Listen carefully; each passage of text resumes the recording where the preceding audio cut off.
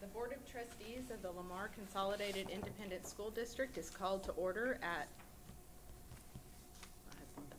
6:30 p.m. This is the board workshop being held on October 13th, 2020. We have a quorum with all members present with the exception of Ms. Williams. We will review the agenda items from the regular meeting being held on October 15th, 2020. Dr. Randall? Madam Chairman, the first item is that we ask the Board of Trustees to approve the 2020-2021 District Improvement Plan and Campus Improvement Plan, and we have a presentation for you.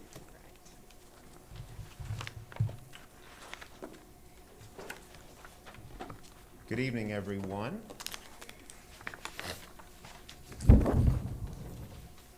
Okay, we're all set.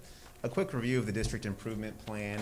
It's the school district's district goal setting system. So 2 years ago, we approved the Lamar CISD strategic plan, and every year we use our annual superintendent SMART goals to align to that strategic plan, and we use our DIP and our campus improvement plans to annually make adjustments. So a quick review of what a district improvement plan is. Under provisions of the Texas Education Code, every district is required to develop a district plan to improve student performance annually. District and campus plans are developed to be mutually supportive of state goals and objectives under Texas Education Code Chapter 4. These plans are living documents that are utilized and adjusted throughout the school year, so if we want to make any changes or pivot in any way, we can do so. And district and campus improvement plans are aligned to the board-approved Lamar CISD strategic plan, as I just mentioned. So again, the 5 overarching priorities of the board-approved Lamar CISD strategic plan are evolve the student learning experience, equip students with the knowledge and skills to succeed in a changing world, promote a safe and healthy environment, plan for rapid growth while preserving our district culture, and focus on talent. So in your board packets last week, you did receive the hard copy of the full district improvement plan, so you can go through and see everything that's included. So that would have the priorities, the objectives, the SMART goals, and it has DIP activities and strategies. Those are the details about what we're going to be doing this particular year. Tonight we'll be providing just an overview of the DIP, but we'll certainly be able to ask or answer any questions relating to anything in the full district improvement plan. So first up, with priority 1, we have Dr. Terry Mosich. Okay, first strategic priority, evolving the student learning experience.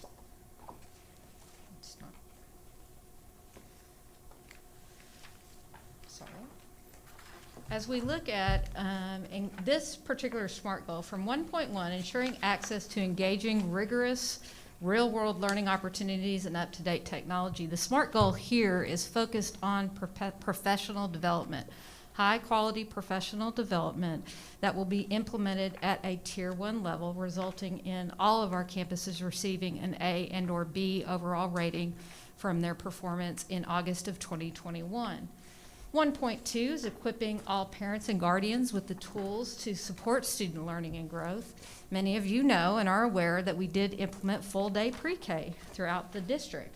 So our focus here is going to be about a 10% increase in family and guardians activities at events, virtual and or in person when we're able, throughout the year with our pre-K students. And that will include some of our programs such as Project Learn as well, and our English language family engagement events and Summer Connect. Oh, thank you. Any questions? Time out.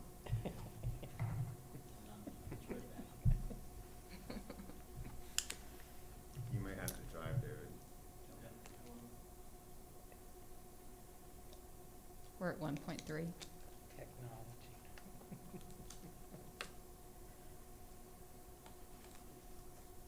Here we're looking at expanding available resources to provide learning that is personalized to each student's interests and abilities in order to eliminate gaps in achievement.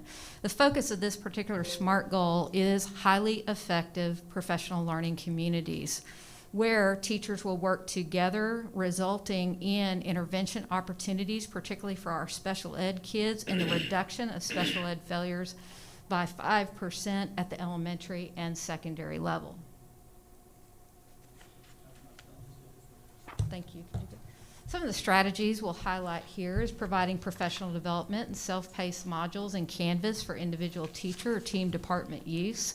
Again, virtual and family engagement events at the pre-K level. Campus and coaches, facilitators, and administrators will be trained in instructional coaching protocols. And then finally, instructional rounds training for all campus administrators, where we'll continue to fine-tune our skill sets in cultivating expertise in teaching and learning that will continue to guide our campus PD as well as our district professional development as well. When we look at strategic priority 2, equipping students with the knowledge and skills to succeed in a changing world, ensuring LCISD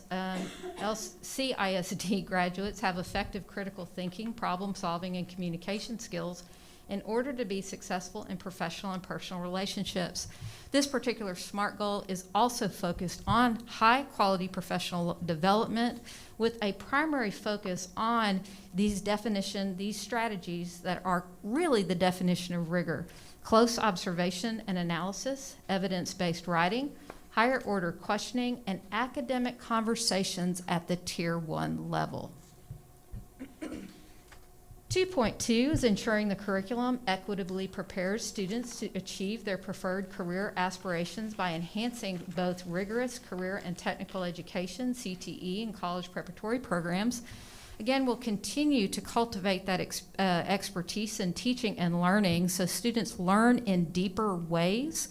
But again, our goal is a 5% increase in the number of students receiving college credit through our dual credit and dual enrollment programs, a 5% increase in the honors that we are receiving for AP scholars for advanced placement tests, and NMSQT honors, otherwise known as PSAT honors, and CT industry certification passing performance.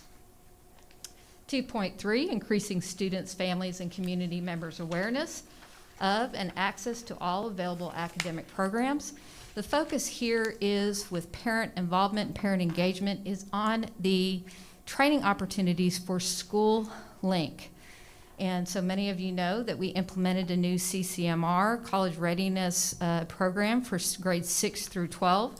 And we want to see an increase of 10% in parent engagement in our training opportunities, and we are already surpassing that goal. Some of the strategies we'll highlight here are virtual sheltered instruction coaching cycle, videotaping AP, GT, and CTE teachers who demonstrate rigor, and sharing those instructional techniques with other teachers. Teachers learn really, really well by other teachers. School Links training, again, for school counselors, college and career facilitators, and registrars. And then, of course, providing information to parents and guardians on student tasks, financial planning information, and other resources available in School Link through our secondary parent nights throughout the year. 3 is promoting a safe and healthy environment. So 3.1 is increasing mental and emotional health supports and resources to improve social and emotional well-being among students and staff. Our focus here is 2 solution-focused technique trainings, both for school faculty this school year, as well as 2 assistant principals for elementary and secondary as well, with the implementation of monthly character counts classroom guidance lessons for each of those pillars: trustworthiness, respect, responsibility, fairness, caring, and citizenship, all by June of 2021. 3.2 is ensuring that disciplinary interventions consistently address the root causes of behavioral issues, and staff understand how to implement disciplinary practices in a clear and equitable way for the well-being of all students. This is another name change. Highly effective MTSS, which is multi-tiered support system, formerly known as RTI, will be utilized as a vehicle to determine high-quality disciplinary interventions with our kids. resulting in a 5% decrease in ALC placements for persistent misbehavior. And then 3.3, ensuring facility safety remains a priority through up-to-date technology and that all facilities provide a safe, inclusive, and effective learning environment for all. So in this goal, campuses will maintain the 100% monthly compliance with the updated pandemic safety drill guidance by June of 2021. Some of the highlights are implementation this semester of socio-emotional inventory to gauge the emotional health of our students and assist counselors in identifying students in need of assistance. As I mentioned previously, the training for solution-focused approach trainings by our school counselors for administrators and for faculty, and then software training and support to ensure pandemic safety drill compliance during the 2021 school year. And I'll turn it over to Dr. Rockwood. Thank you. Next up is strategic priority number 4, plan for rapid growth while preserving our district culture. Objective 4.1 is to maintain a neighborhood school structure and a unified community feeling during our rapid growth and expansion. The district will provide a comprehensive review of the LCISD master plan principles by June of 2021, and we actually have a presentation later this evening regarding the master plan principles. 4.2, actively seek to engage and involve all stakeholder groups as community partners as Lamar CISD grows. The district will create a web page with information specifically for realtors and developers in the area by the end of this school year, or June 2021. This will include information pertinent to realtors such as enrollment information, district statistics, new student information, a district map, attendance zones, and more. 4.3, continue to build and maintain equitable campus buildings and shared district support facilities commensurate with the district's growth. The district will create a voter information campaign that will result in the successful passage of all 4 propositions that comprise the $792.5 million bond referendum on November 3rd, 2020. And 4.4, ensure that budget and staffing plans equitably meet the changing student and staff needs as Lamar CISD grows. The district will partner with TASB to conduct a staffing review study during the 2020-2021 school year. The study will compare LCISD staffing with a group of peer districts in Texas. Some of the activities and strategies: provide a board information outlining the historical context of the master plan principles, which I mentioned a moment ago. Community Relations will implement a Bond 2020 strategic action plan that includes informational videos, signage, print materials, social media posts, and that is underway as we speak. And the TASB staffing review to compare LCISD staffing with peer districts is also underway at this time. And for strategic priority 5, focus on talent, we'll turn it over to Dr. Bowen. Good evening. When we're looking at focusing on talent, one of our objectives is to prioritize competitive compensation and benefits. And our goal for this year will be to work with current and prospective applicants to find out what incentivizes them to work in Lamar CISD. 5.2 is to expand access to differentiated professional development for all staff. And our primary focus this year will be new teachers. We'll provide a network for them that gives them support with our goal of improving teacher retention for first-year teachers. 5.3 is to provide career pathways and advancement opportunities throughout the organization. Our focus this year will be on assistant principals. As part of our leadership development pipeline, we've introduced them to a new selection process and a new induction process. Our goal is to get them into a development process that helps prepare them for the next role in the organization. And 5.4 is to increase awareness of Lamar CISD as a destination of choice to live, work, and learn. And Human Resources will work in collaboration with Community Relations to increase our newsletter subscription. And the activities that we're going to undertake to accomplish this, the first thing we're going to do is we're going to create 2 polls, a fall and a spring one, for prospective and current teachers to discover what incentivizes them to work for us. We are going to establish a Canvas course for new teachers that will give them a hub where they can connect with each other as well as resources and obtain support. And then lastly, we are going to, again, work in collaboration with Community Relations to create a series of social media and e-newsletter ads targeting prospective applicants in our area. Any questions? Wow. A lot. Can I ask a question? Sure. On page 32 of the handbook, where it's saying identify internal assistant principals that will be ready to fill at least 75% of anticipated principal vacancies. Could you explain that to me? Yes, ma'am. So in our Holsworth, the leadership pipeline work that we've been doing, one of our focus has been taking our internal candidates and getting them ready for the next role. So we would look at moving the number of applicants that fill a principal position, 75% of them would be current LCISD assistant principals. So we are pulling our assistant principals to the principal position, and we figure that'll be 75%. That is our target. Yes, ma'am. That's the target, Yes, ma'am. okay? And it's preparing them for, Right. giving them the tools to be competitive for those roles. They would still need to go through the process. Yes, ma'am. And are these people some of them I assume are the ones that went through to get their assistant principalship through our district too, some of them? Yes, ma'am. So we're homegrown. Okay. And then on page 30, where it says hire 2 additional new teacher mentors, We did. that Yes, didn't ma'am. sound like a lot to me. It was increasing from, it was adding 2 additional.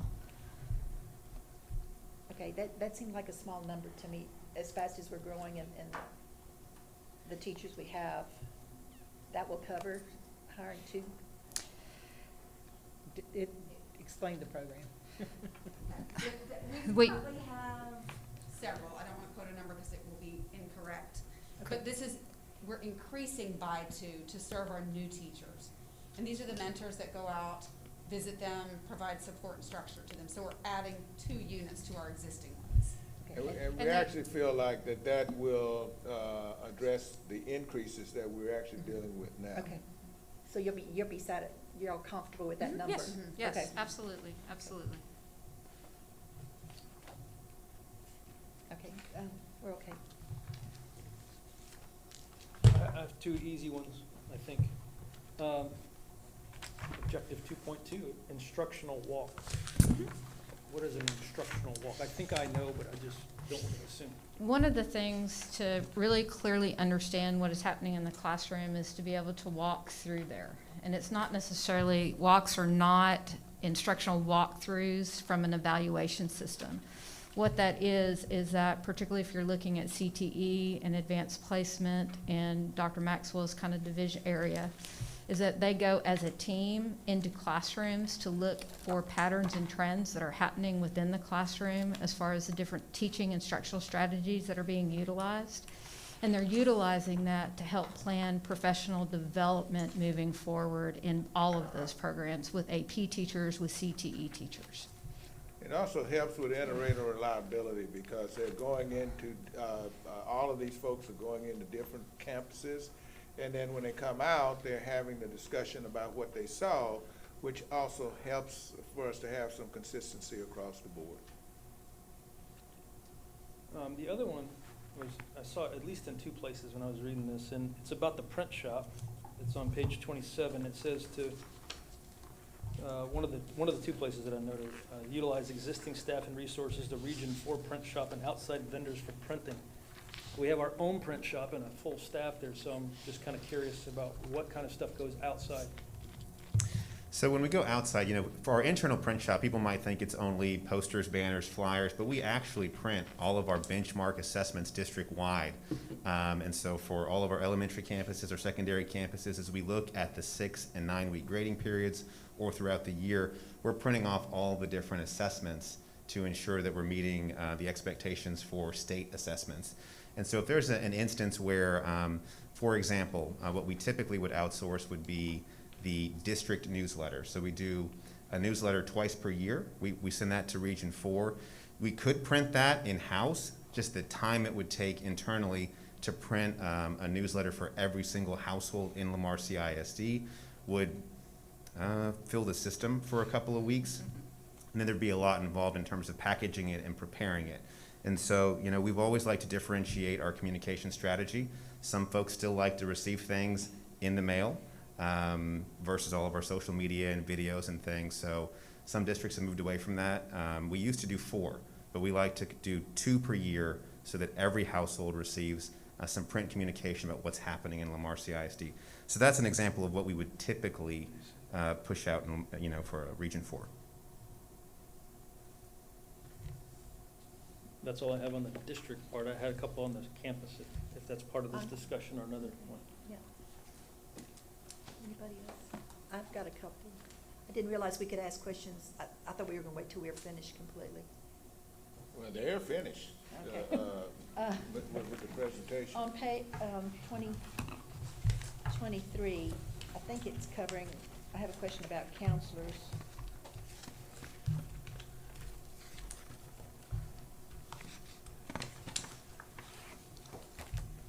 I don't tend to throw things away, so I had last year's report, and at that time, it said the goal was going to be to have 80 counselors by the end of the year, of last year. Do we have that many now, and how many do we have at the present time? I cannot speak to the number of staffing currently right now of counselors. I guess my question is, did we reach that goal of the 80 counselors, and what are we anticipating for the coming year? I don't want to say that we have 80. What we did was we did the ratios. If you'll remember, we said for every so many students there was a counselor, and so we are aligned with our ratios. It may have been more than 80 off the top of my head, Ms. Kay. I can look. Okay, and give you a I was number. just Off the top of my head, concerned. I don't know the exact number, but it's aligned with our ratios, so I don't know if we're actually more than 80. Okay, I was just concerned that it didn't drop from last year. And like I say, I wouldn't have, had I not read that, I wouldn't have known what our goal was last year. And there was a question too from last year. It said there would be 25% of the counselors would be certified in that 2 solution focused approach training sessions. Correct. And have we met that goal? I believe it took a little longer. I'm going to have to get the final verification, but remember COVID hit also in March of 2020. And so that, I think that moved us away from that goal. Or at least it took us a little bit more to to reach that particular goal. But I can get you the specific percentages of that. Okay. And then I had. She's trying to come answer, but she forgot her mask. I do want, one thing I noticed. Well, I got down here without my mask. It's okay, you can socially distance up to. When she, get her up here and then she can take that off. We'll hold our breath. Flying down the stairs, so I apologize. I forget. Okay. Hi, Ms. Kay. Hi. Okay, if you'll ask me the question again. I was asking about the counselors. Last year, our goal was to reach 80, and I was wondering if we reached it, or what was the status of that? Do we have more counselors now? Yes, ma'am, we do. Okay. And the goals that we set for the threshold of student to counselor ratios, we've met what we projected. Okay. Yes. And then I'd asked about the certification. Last year, it was set, the goal was to at least 25% of the counselors would be certified in that, it says 2 solution-focused approach training. Yes, ma'am. And understand. I'm really happy to report that 80% of our counselors met that goal before we left before COVID hit. Right. And we are well on our way to really narrowing in on that 100%. So 80%, 72 of our counselors met the solution-focused climate specialist certification. That's great. Yeah. Okay, that's good. And I want to commend all of you, because I was reading this and it really just was going over my head, because I found last year's, and I wasn't going to compare everything, but I did. But the training, I've noticed y'all have increased so much more training for the teachers this year, or it appears to be. Am I right in that perception that our training has increased for the teachers? We have had multiple trainings, yes. Yes, we believe so. I commend y'all on that. Thank you. I like Thank to you. see the training. Thank you. Okay. Okay, any other questions? All right, thank you. Thank you. The next item, we ask that the Board of Trustees approve the renewal of the one-year affiliation agreement with Oak Bend Medical Center.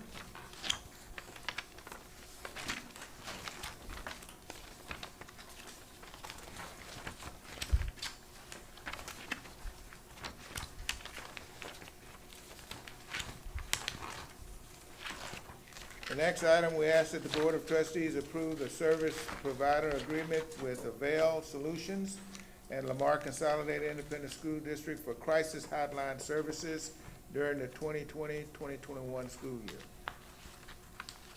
I have a quick question, just how many years have we been using Avail? I know we had them last year, correct?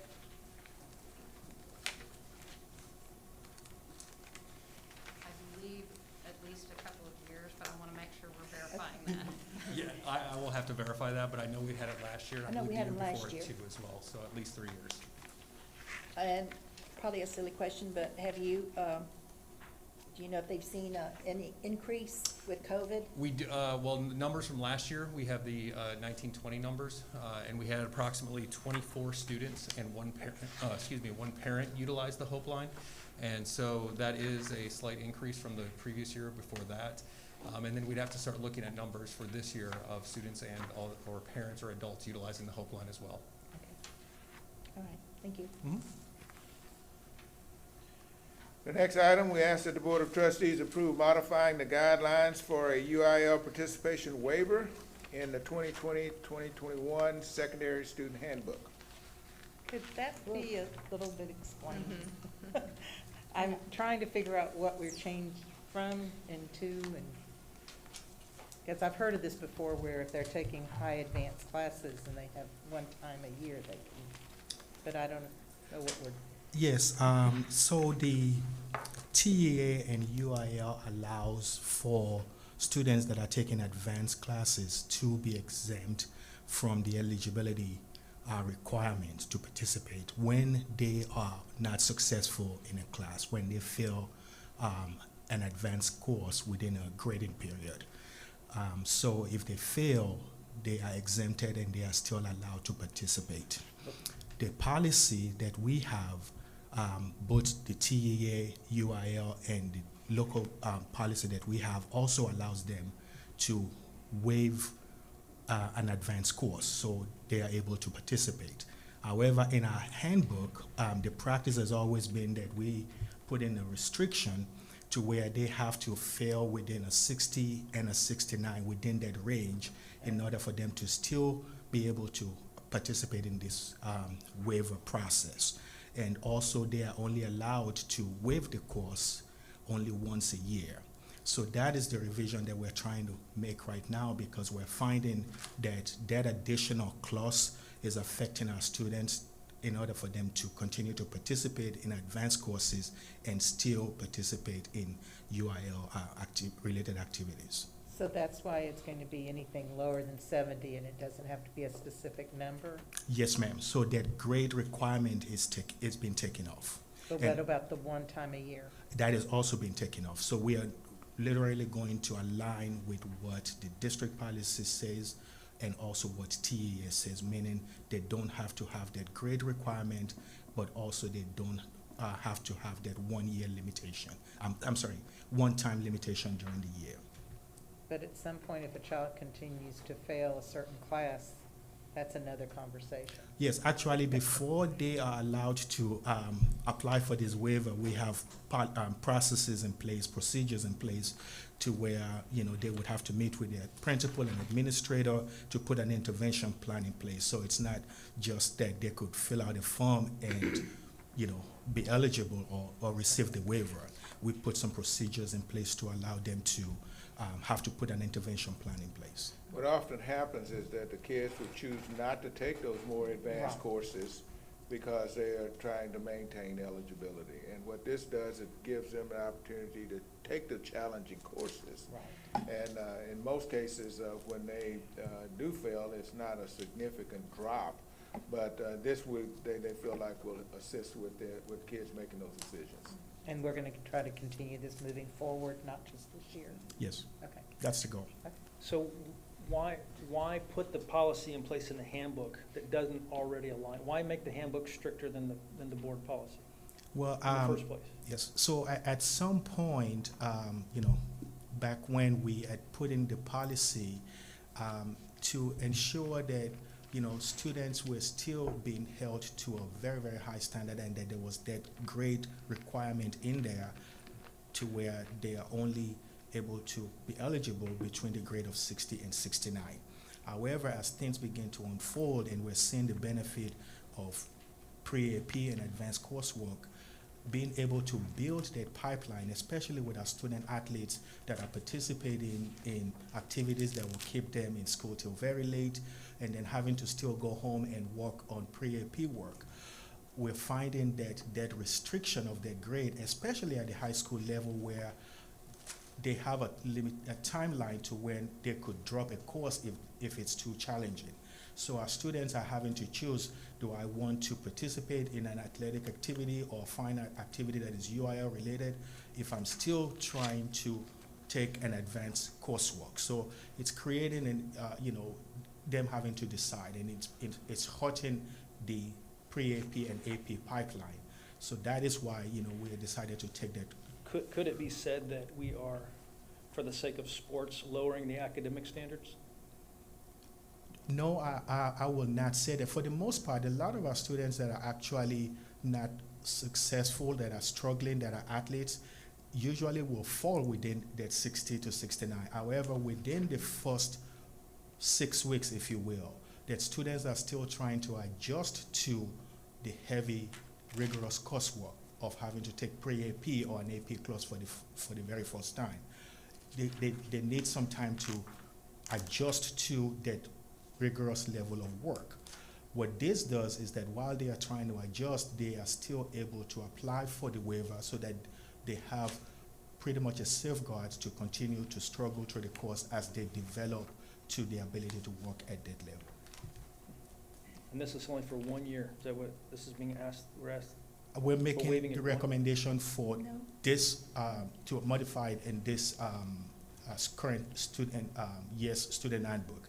However, we had a committee of teachers, administrators, fine art directors that came together and reviewed the policy, looking at what is going to be in the best interest for students. So our recommendation really is moving forward that that grade restriction is taken out, and also the term requirement of them only being allowed to receive the waiver once in a year is also taken off. It's actually, once this is changed, it's moving forward. So it's going to be changed in this year's handbook. That's and correct. That will be used next year to make next year's handbook. That's correct. So, Right. gotcha. But we have so many more kids taking these courses now than we've ever had before, am I correct? Yes, ma'am. Part of you asked the question, are we watering down our standards? And I think when we let's look at extracurricular activities, getting kids engaged in extracurricular activities allows for them to be connected to a school and then ultimately graduate from high school and or as a predictor even for college graduation. And so we don't want kids to have to choose between academic advancement and or extracurriculars. They can coincide. And so the committee, as we always are evaluating our guidelines and our rules, Dr. Asagi and his group began with the teachers there, some principals in there, the directors for fine arts and athletics to really kind of go, what does this policy look like today? And as we become larger and as we're also have way more dual enrollment programs, dual credit programs, on-ramps, and all of that, we want to ensure that we have a pipeline at 9th and 10th grade that is going to be strenuous enough to prepare them to go into those classes to help support that. If a kid is choosing to not take an advanced class at that, at that beginning level, it's going to inhibit them at 11th and 12th grade year, which will then limit sometimes their opportunities moving forward. However, what the principals will be doing, and associate principals and assistant principals and counselors as well, will be focused on intervening before a kid, fails eventually, and then responding. And some of it might be that the kid is in the wrong class. However, there's going to be some processes in place before we get to that point. And taking out this stress of having to hit a certain target, most kids will, if I'm correct, will actually hit the target you want because they don't have the stress of worrying about where they have to. And more than likely, a lot of them are probably 68, 69, where it's right on the. And we're in line with a lot of the other surrounding And districts too. Clarify, we're speaking of a semester grade, a semester average of a 68, 69. Is that No, what we're talking? 6 weeks. 6 weeks grade. 6 weeks. 6 And weeks. so, I hear what you're saying, and I understand the words you're saying. I'm not sure I understand the thinking there, though. It seems like if the standard is 70 and below a 70 is failing, we're lowering it for a 6 weeks period in order to help them get advanced enough academically to bring that up above, way above a 70, because that's the ultimate goal, is to have them pass with a A or B. So the policy, the UIL policy requires that students have to pass above 70 or above in order for them to be eligible to participate in a UIL-related activity. However, TEA and UIL makes the exception for students that are in an exempt course, meaning an advanced course, pre-AP, AP, and dual credit, for them to still be eligible if they are not successful at the grading period in one of these advanced courses. So it will be every 6 weeks. So what we've always done is that at the end of the 6 weeks, if the student is not successful, they would be eligible to apply for a waiver to still continue, and the waiver allows them to continue to participate in the activity the next 6 weeks until they're able to bring their grade up. So the challenge has always been, if the student is not able to apply for a waiver, then they are so worried, and within the first 6 weeks, they have to decide, do I continue to participate in my UIL activity while I'm struggling to get comfortable and keep up with my pre-AP work? So now, with the waiver, they're able to continue after that 6 weeks if they know that they have the opportunity to apply for a waiver. So this only applies to grades 60 through 100. If a student has a 59 in U.S. History AP, they can't participate in UIL. Yes. Okay. Right now, no. But with this, with what we're asking right now, with the 59, they will be able to still apply for the waiver. So is this already what UIL and TEA are saying, and we're not aligned with them? Yes, Yes, ma'am. So we're trying to align ourselves with what other students are getting in other districts? Correct. Is that what we're trying to do? Yes. Okay. So we're all on the same, So a student gets, the first 6 weeks, gets a 59 in U.S. History AP, and they've got football games coming up. The second 6 weeks rolls around. They're able to participate in the games during that second 6 weeks. The next 6 weeks come around, they have a 58 that second 6 weeks. Third 6 weeks, are they able to participate in football? Yes. They get a 55 the third 6 weeks. The fourth 6 weeks, can they participate in baseball? Well, usually that is not what well, the answer to that question is yes, but practically that is usually not the way we've seen it.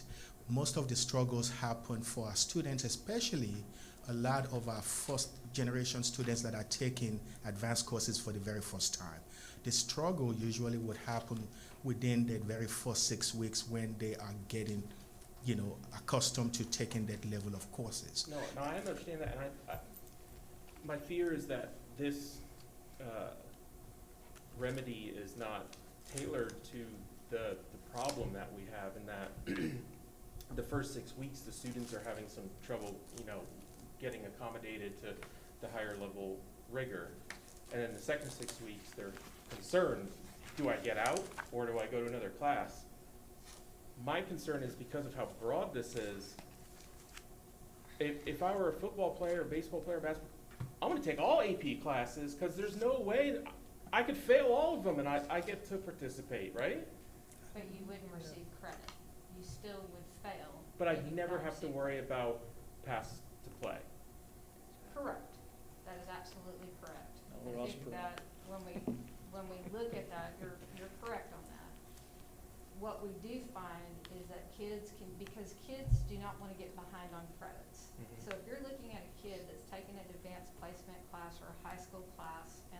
first 6 weeks or second 6 weeks and they're still failing, a lot of times there's a conversation with the counselor about exiting that class because you don't want a kid to be behind on a cohort as far as their graduation schedule. And so it's not very, very, very few times will you see something like that occur, because there's intervention with the school before it gets to the point. We are not proposing that kids just get to fail any class. We're saying that we want to align our policies with feedback from other teachers and principals so that our pipeline kind of matches the upper classes, and that we are able to intervene with those kids, but then continuing in that intervention could mean a schedule change. From a practical experience, we do see that, is that kids who fail 2 6 weeks and you're looking at semester, they will withdraw. Okay. So there's really no kids out there that are just thinking, I'm just gonna take what this AP class and whatever I make, I can still participate in football, but what's your future? If you're not gonna get the credit, you're gonna end up having to Well, make the class up. There's two issues when you start looking at a kid who is in high school. Number one is that if you're an athlete, and let's say you're an exceptional athlete, you're still gonna need a quality GPA to be able to go to a university for Division I, Division II. And so a high school student is not gonna wait that length of time. Number one, it's gonna be a credit issue, and number two, it's gonna be a GPA issue that could have long-ranging impact. And so a lot of times what they will do is after the first 6 weeks, and you said it correct, Mr. Hunt, is that first 6 weeks the kids start in high school, you know, they take too many classes and all of that. But at second 6 weeks and at third 6 weeks, you might be dealing with a different issue. Most kids do not want to hurt themselves from the GPA aspect and the credit aspect at the high school level. And that's why the intent of the UIL guidelines, because UIL brought forward this, because what they found is that kids were not taking these more challenging classes. And then as you go into college and you're facing more challenging classes, you might not be as prepared. And so they put this policy in place to kind of level the playing field per se. But we are not stating that we want a kid to fail all of those, because then you are dealing with a credit issue and a GPA issue. Do the coaches still kind of keep an eye out on what their athletes are doing? Absolutely. And work with their Yes. teachers and the students? Yes, they do. Okay. And that's what we would, again, that's what we're wanting to ensure that we're doing. When we talk about MTSS, our multi-tiered support system, you know, your coaches are your primary, a lot of times, your MTSS, and help support that and intervene with our kids in addition to our counselors and our teachers. Look who's here. Nikki, do you want to come, Ms. Nelson, do you want to add to this conversation? No, ma'am, just here to support. Is there some reason that we have not been in the line with UIL previously, or? I think that back, there was a point where staff felt like that in order to maintain a level of rigor, they had to have that cutoff with the grades. If the waiver is the check and balance of all of this, the administration is not going to be giving waivers to someone that ultimately is trying to game the system. What we do know is that the kids are already making the decision just not take the course. There are many kids that are very capable of taking some of those courses, but they're just not going to put themselves at jeopardy. And this at least provides an opportunity for them to take those courses, knowing that if they slip, there's at least an opportunity for them to continue participation. I have something to say. A question? I'm trying to figure out how to put it into a question. We are expecting, and I'm going to use the word just regular students, not AP, to go by the 70 or you don't play. Is that correct? That is correct. If you go to AP, we don't have that expectation, the expectation is you can go in AP classes below 60. That's correct, yes. Okay. It says, such a waiver may be granted only one time per course per calendar school year. So if they're taking 3 AP classes and they fail one, just any history, okay, the first 6 weeks, they still get to play the second. Okay. Yes. Well, they bring that grade up, and then they bring down another subject down the second 6 weeks. They can apply for this waiver. That's correct, yes. This waives all the waiver stuff, this waives all the, Okay, that doesn't it? we're asking the kids in the general population to still have the stress, because for them, maybe they're not that smart, that they have to maintain 70 or better, knowing that they have the stress of even trying to stay at that 70. Is that correct? Yes, but the difference is that the advanced placement courses and our dual credit courses have such a high level of academic rigor that surpasses what students would receive in a regular class. They're Okay. college level courses. They're college level Right, right. courses. But that is their decision, that they want to go to the AP classes and experience the stress and maintain their grade levels. They That's true, choose yes. that. Correct. And we encourage students to take advanced level courses, because the research has shown that our students that are going to college will need that level of academic preparation and that level of rigor for them to be successful in college, especially in their freshman and sophomore years in college. So our goal is to encourage them to take those classes. So if they go below 60, they know that they possibly can get a waiver, but a child in regular class has no choice. You hit 70, you don't play. Below According to 70. UIL According to UIL guidelines, guidelines, absolutely. And that's UIL. That is the UIL guidelines. And that's across the state, across- not yes. just Lamar CISD.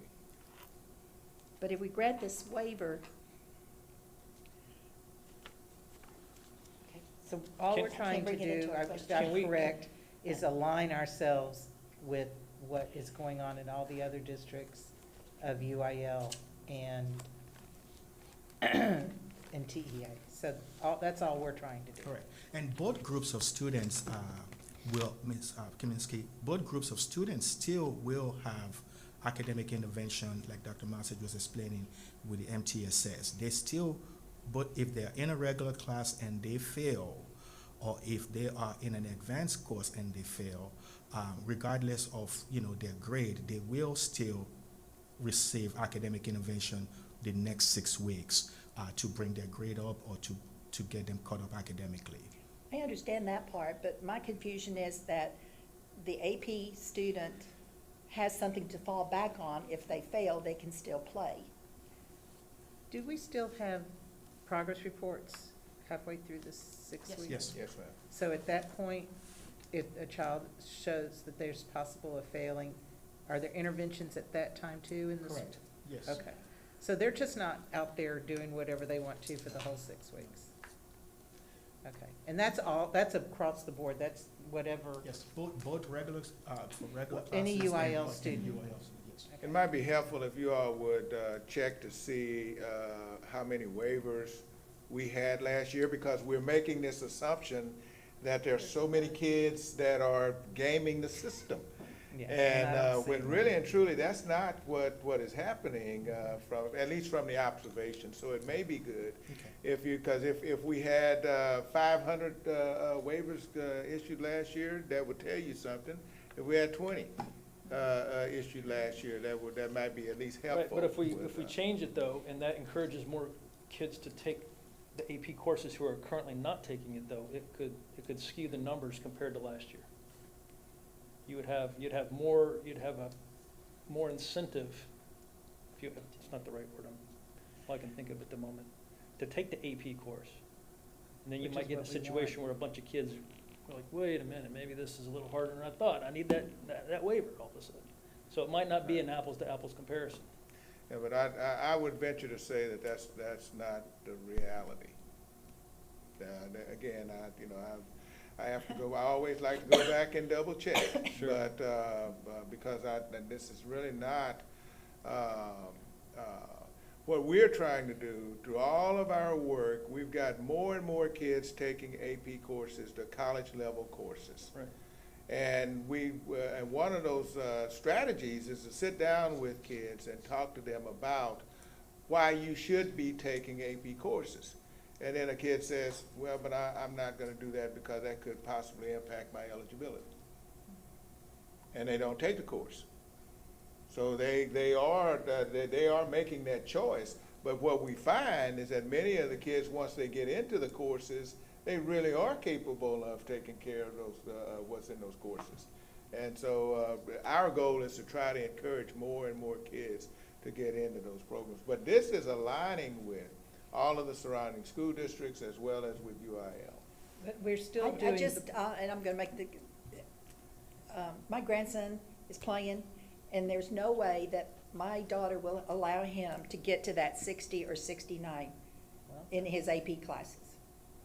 There's no, I mean, if this is what you chose, your grades have to stay up if you're gonna continue to play. Now, that's just one parent. But if his choice was to take an AP class, the expectation is you will maintain that class. If you go below this grade level, then you don't play. So it's a teaching element that I'm trying to go through my head about. we still have the programs in place where we're out there looking for those students that need to be taking these AP classes. We're just not going out there recruiting kids that we know really would not be Yeah. successful. We don't ever want to put a child in that position. Correct. So we're just truthfully talking about those kids that you know are capable, have shown through all their education. That they have the potential. They have the potential. Yes. And those ones that you reach out to. Yes. It's not like you're just opening the door and letting Correct. everybody in. Yes. Okay. And Ms. Kaminsky, I also, at the 3 weeks progress report, the coaches will do a grade check, but also the administrators will do a grade check to see where the students are at 3 weeks and begin intervention at that time, to see what they could do to intervene to support the students as they are, walking through these AP courses or pre-AP. Yeah. I know, just in our discussion, y'all mentioned, the stress or the fairness of it, and yet trying to get the students to get the best education and the highest education they can before they get out of high school. I understand that.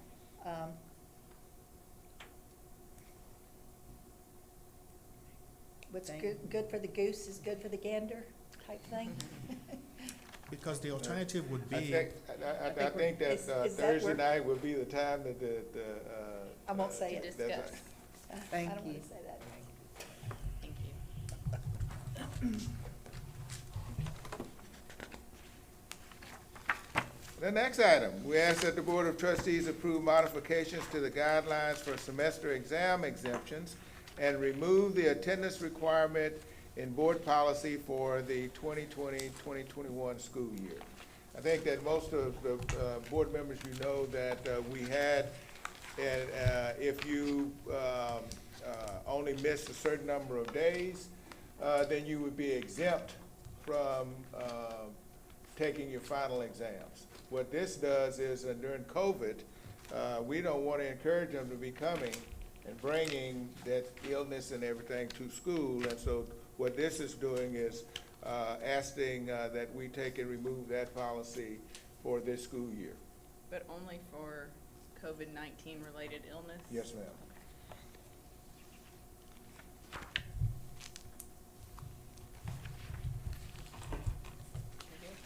Do we do require them to have a doctor's release if it's a COVID? Do we have a follow-up on that? If they're tested positive, do we get something to, No, ma'am, there are a Put in set their of file. criteria that they need to meet. A doctor's note is one of them, but Okay. it can also be a certain number of days since the onset of symptoms, a certain number of days fever-free without fever-reducing medication, or if they were asymptomatic, a certain number of days since their test. So there are options for return, a doctor's note being one. That's the option. We couldn't make that a requirement to be tested negative before they come back? No, ma'am, because you can actually test positive for longer. That's one of the concerns. Okay. When you're not actually transmitting the disease and you're not actually ill anymore. And so, once you've tested positive, that's not the most reliable method for return to school criteria. And it's actually removing attendance, not just specifically for COVID, because it, But you do get a notice when they're tested positive. Do you get that report? The parents or the child self-report, correct? You did get a written report, okay. Not always written, no ma'am. Sometimes it's by phone. We've got a positive case.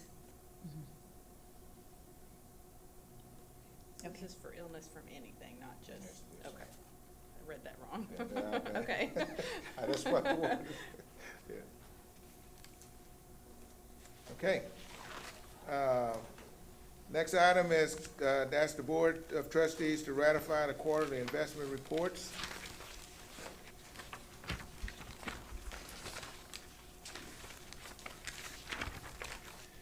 Next item, we ask that the Board ratify financial and investment reports as presented.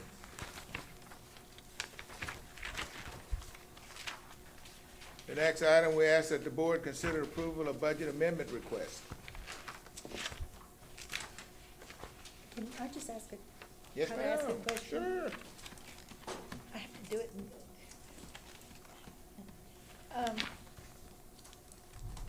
I apologize for not following up on us trying to have a meeting together. This is what you were talking about? It would, trying to know what questions to ask you as far as the amendments.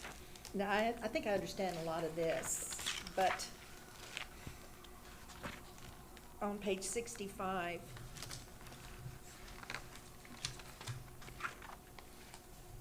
will these numbers stay in those category?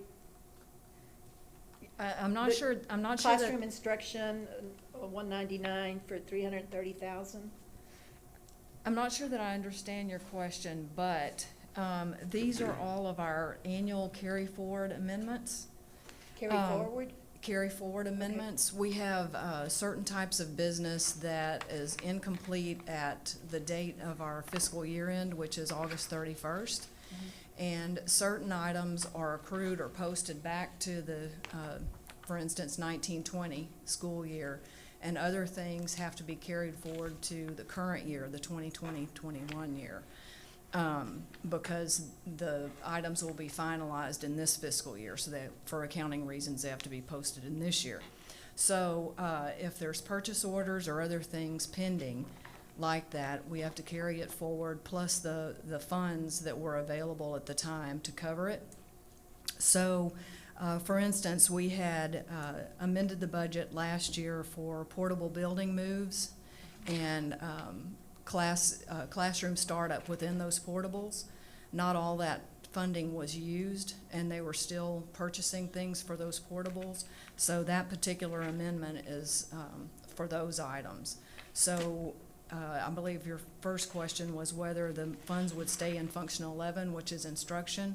So yes, it will, until they see the need, the location sees the need to move it somewhere else, which I don't think they will in this particular case.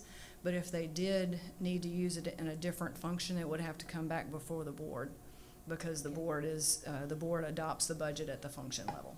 So it would have to be formally moved. Okay, help me understand that 3,767,000. Okay, that's the biggest of our carry forward amendments. And the bulk of that money is purchase orders that were outstanding at August 31st, but the goods weren't received or the services hadn't been completely delivered and invoiced. So we can't post it to last year, we've got to post it to this year. So we bring those funds forward. It's like a reserve of fund balance. Okay, is COVID going to affect any of this, do you think? Typically, we have, I think the short answer to that question is yes. Typically, we have about 3 to 3.5 million or so in outstanding purchase orders that roll forward each year. And this year, we've got about 5 million. So a couple million actually is the computers that were purchased last year that have the 4,000 machines that haven't come in yet or that are coming in and being delivered. So the difference between prior years and this year is related to COVID, you know, in that way. And there's some other things like that, like maybe some sanitizer and things that may have been ordered but not delivered by the end of the year. Okay. So, yes. Thank you. I have a quick question. What is the American Red Cross swimming budget? That budget is is for the swimming program. It's the fourth graders or whatever. No, this is actually the, boy, I'm having trouble with that one. I might need Nikki on that one. Okay. Actually, this is, There she is. Is that to help with the training?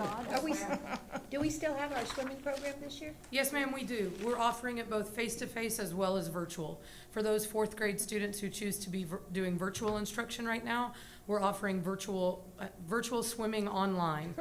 It's not quite as immersive as the pool lesson, but Nice one. That was a good one. but we are offering virtual water safety instruction to those students during the same time that the rest of their fourth grade classes are getting swim instruction at our natatoriums. This budget is, we used to roll it in an activity fund each summer, our open swim and our community swim. This is the budget that used to be associated with that, and we've rolled it into part of the school district budget, and now it rolls each year. Thank you. thank you. I was having trouble with the details of that We want to program. see virtual swimming. Okay, thanks. Okay, the next item, we ask that the Board of Trustees approve a resolution to join the Southeast Texas Cooperative Purchasing Organization administered by Region 5 Education Service Center and authorize the superintendent to execute the letter of commitment. I have just a clarifying question. We're in Region 4, and we have a lot of partnerships with them, so help us Right. understand why this is a Region 5 and how that plays with the Region 4. We're involved in a number of cooperatives. This particular one has like over 100 school districts, colleges, municipalities that strengthen the buying power. And the cooperatives are really for efficient purchasing. They do all of the procurement compliance items like the bids and RFPs and things like that, so that we don't have to do that, and then we can access the contracts that are on those co-ops. This particular co-op has a contract with Canon, and we are needing to purchase Canon equipment for graphic arts. And in order to get the municipal financing and the rates and the pricing that they have, which is gonna save us right at $100,000 or so dollars over a 5-year period, we wanted to join this co-op so that we could access that particular contract. So Region 4 might not necessarily have a contract with Canon. Correct. That's correct. Correct. Okay. This one has the particular Canon contract that we want to access. $20,000 a year, oh, that's worth the vote. It's worth the yes vote, my vote. The next item, we ask the Board of Trustees to approve Classic Protection Systems to provide fire alarm inspection services at a first-year cost of $41,828.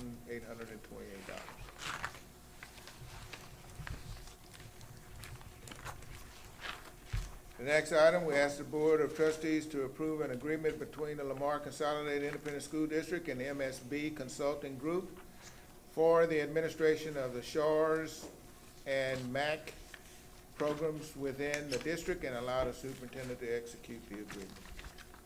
Are these new groups? I'm sorry? Is this the same group we used last year? This is the same group, yes, it's a renewal.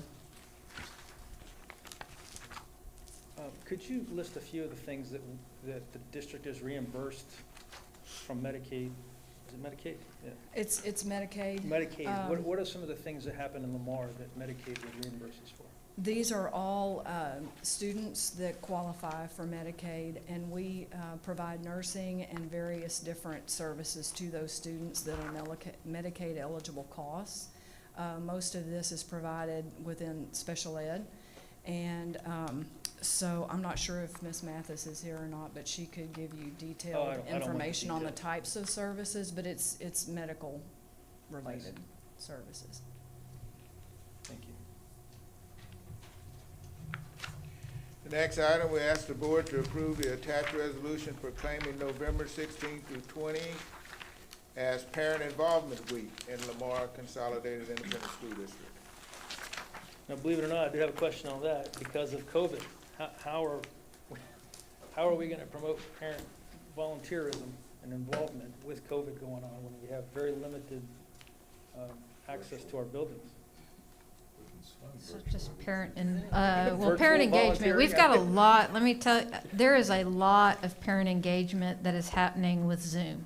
A lot of parent engagement. I mean, it really has opened up another channel to reach out to parents. And so we're gonna maximize what we're already seeing across different campuses to provide opportunities and honoring of our parents and engaging them in the educational process.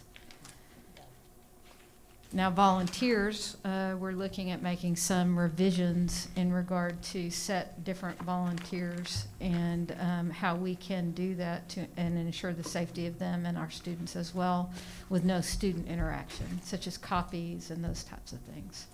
We just will not allow that with a parent with a child to work near kids currently. Very well. Thank you. The next item, we ask that the Board of Trustees approve VLK Architects for the design of Maxine Phelan Elementary School and allow the superintendent to begin contract negotiations. Do we know where that school's gonna go yet?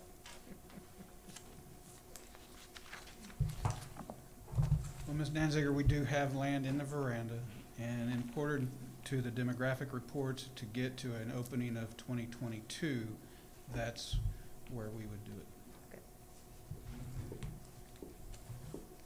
Can I ask a question that really it's related to this, but it has nothing to do with the contractor? It's about the name. The name, Yeah. okay? I'm very curious now. Let's go. Okay.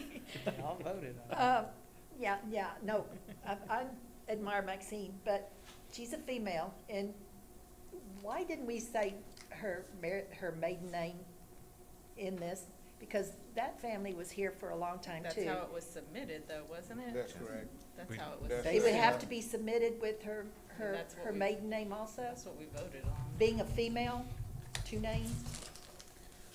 Right, so with our school naming process, individuals in the community actually brought forward Maxine Phelan Elementary as the nomination. And so Okay. individuals, either as a family or a group, community group, come forward. And so that was what they put forward as a naming nomination. Okay, thank you. Roger.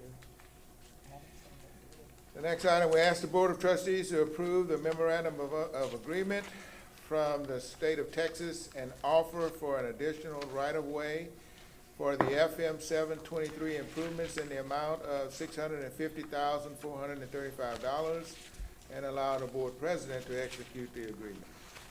So they're gonna be trying to take land right in front of the schools, a strip, Yes, ma'am. all the way down.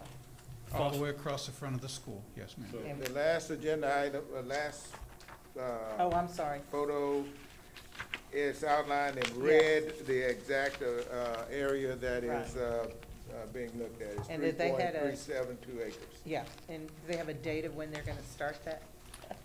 Doesn't that project depend on a bond?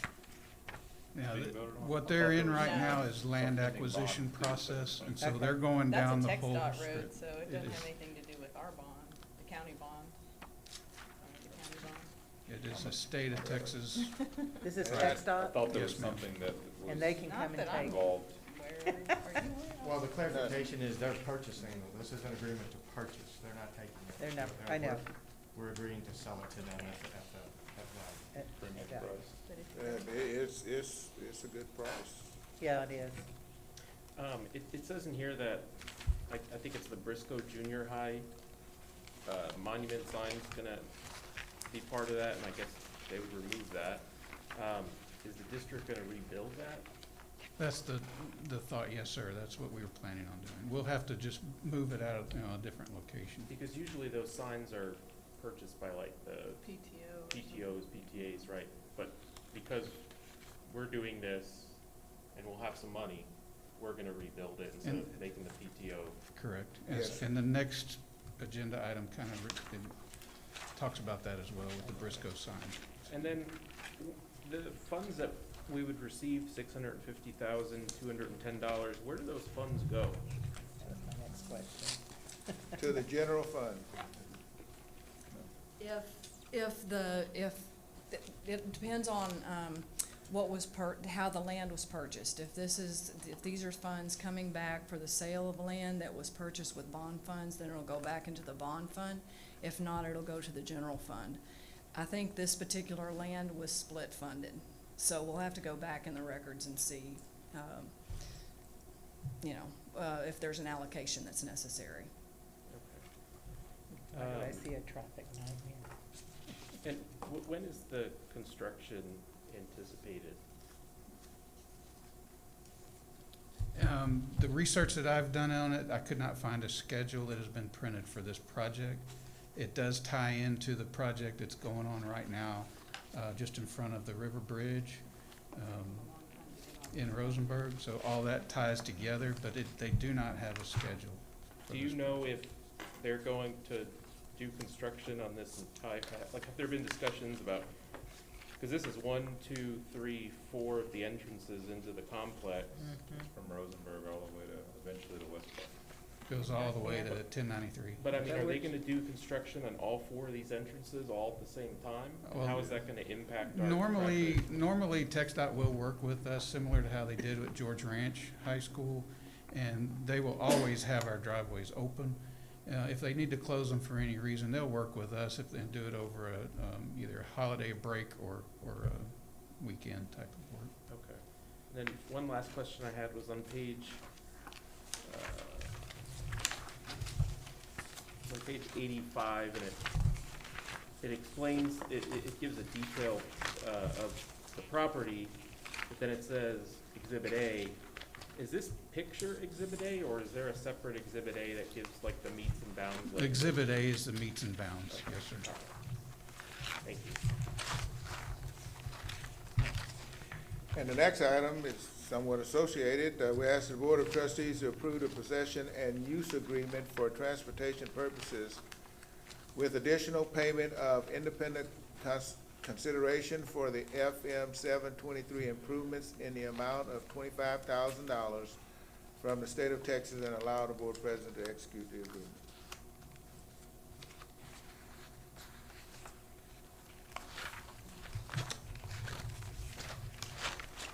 Okay, everyone's good? All right. The next item, we ask the Board of Trustees to approve engineer air balance for HVAC test and balance services for HVAC systems in the trailer stadium press box in the amount of $14,450, and authorize the Board President to execute the agreement.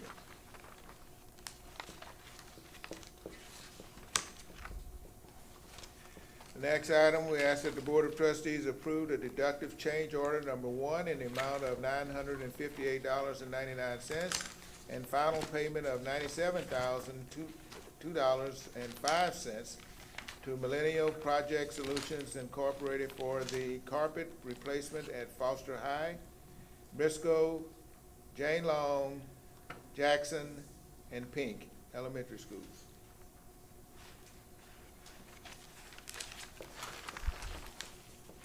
The next item, we ask that the Board of Trustees approve deductive change orders number 1 in the amount of $26,555 and final payment of $207,348.25 to Dramala Construction for the guaranteed maximum price number 2 for Randall High School and Wright Junior High School, offset package, and authorize the board president to sign the change order.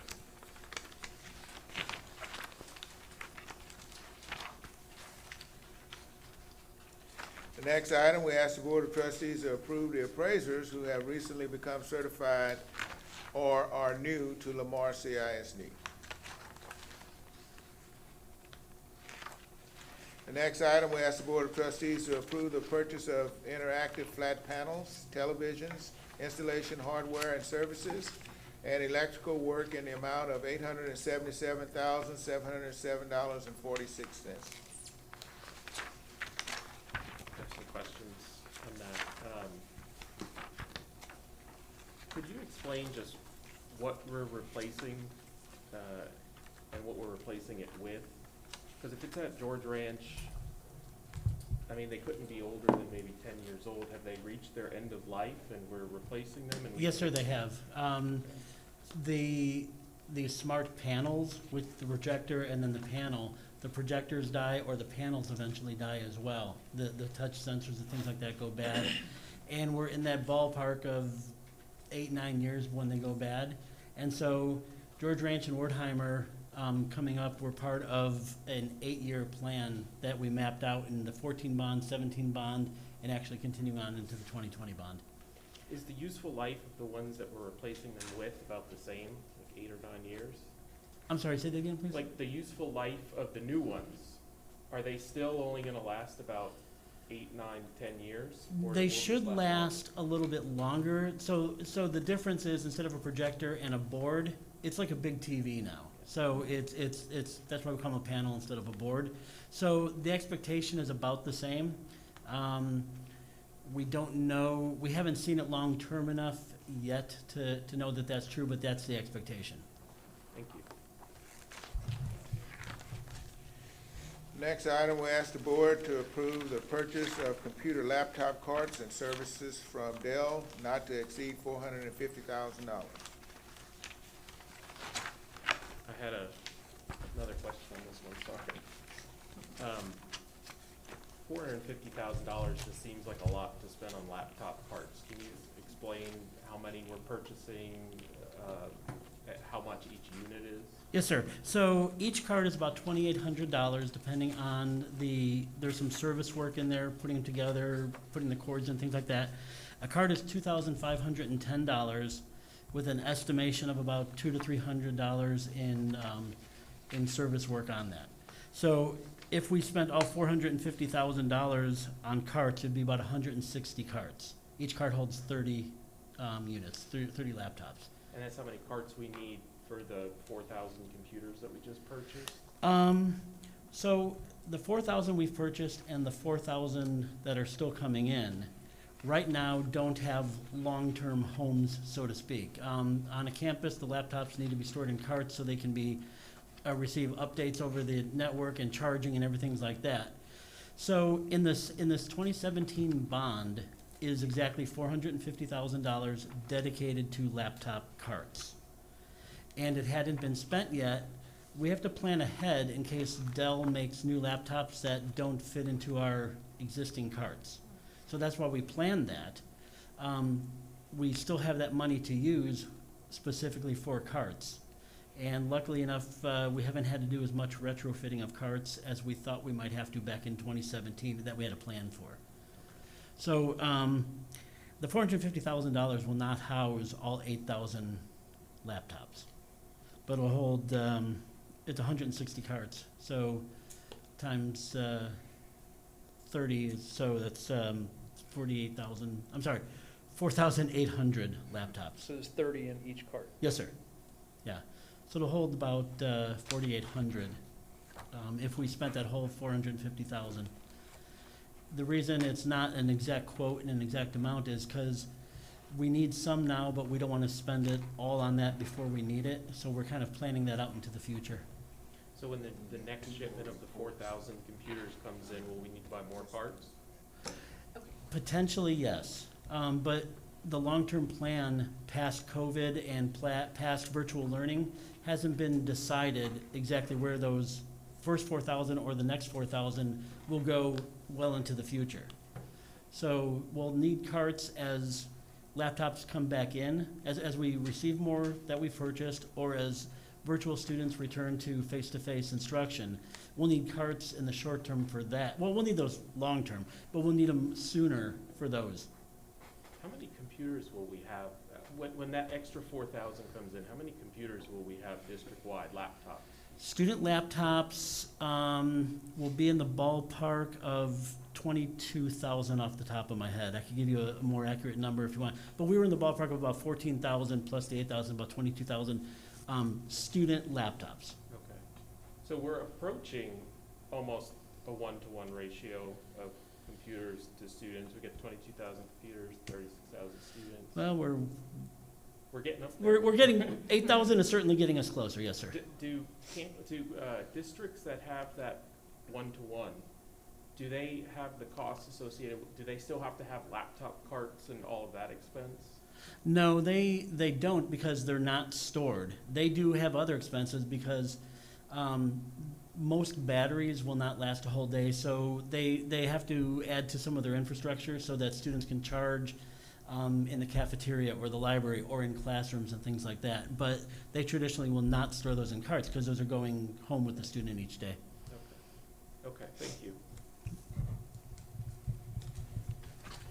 Okay, Madam Chairman, those are all of the action items. As far as information items, board policies, this is first reading. You always get the policies for first reading, and then next month you'll come back for approval of those board policies. We'll ask any questions that you may have for tax collection reports, payment for construction projects, bond update, school resources division update, and we do have discussion regarding COVID-19, UIL, and return to school guidelines. I have a couple on the policy update. I don't know who to direct my question to. Page 119 in the board book. There's a paragraph that's also on page 127 of the board book.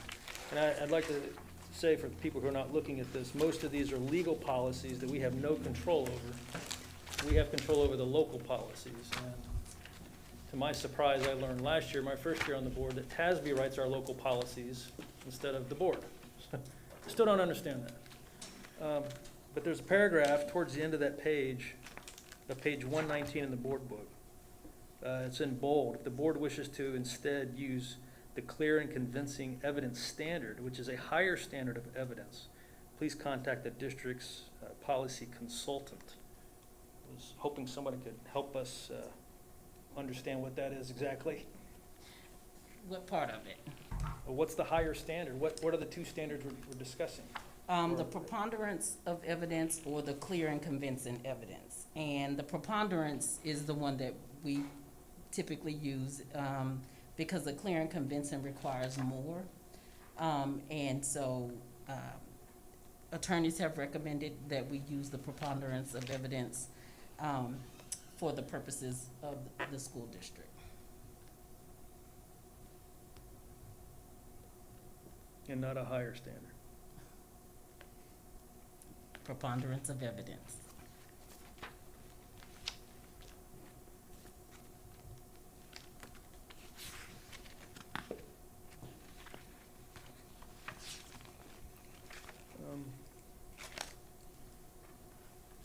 Page 124 in the board book talks about attendance, taking attendance. There's a FEB legal and an FEB local. And so, from how I understand this, we will be giving the superintendent the authority to change possibly per campus when attendance is taken. Is that accurate?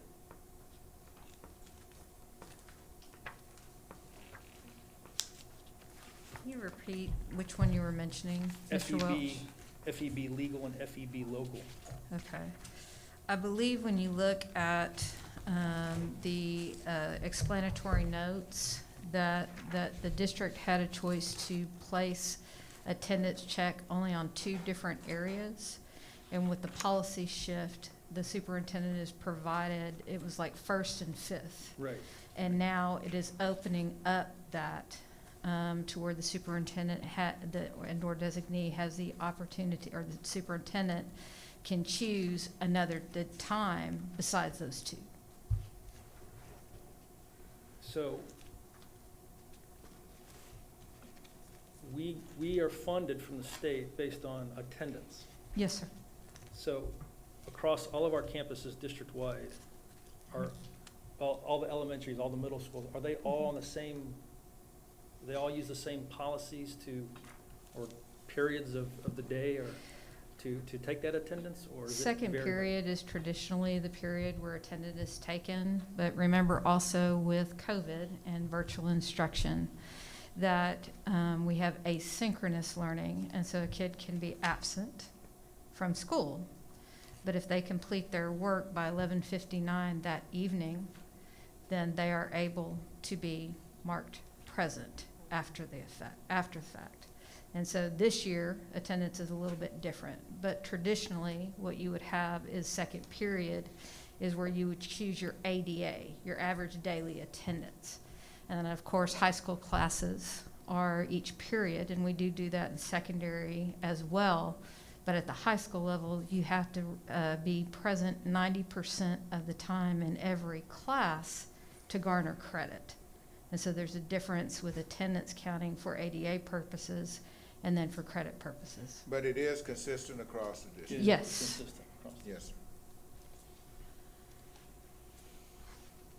Someone had told me confusing information, and I read this and I thought, this is a good opportunity to have some questions on it. So that's really all I have. Just a point of clarification, TASB, what they do is we send them, if the board came up with a policy, for example, that the board approved, we send it to TASB.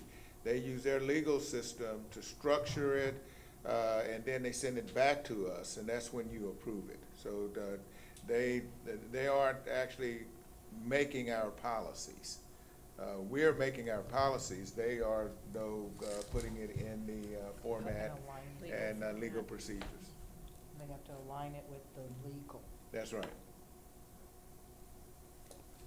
It just seems redundant to me, though. I mean, because we're bound by the legal code anyway.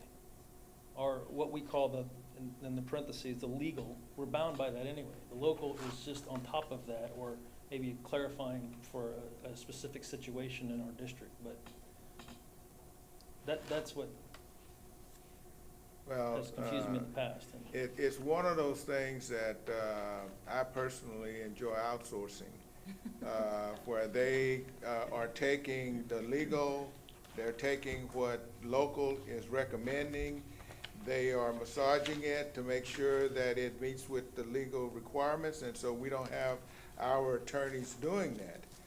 Their attorneys are doing that. Then when it comes back to us, if there are any questions, then certainly we can engage our attorneys at that point in time.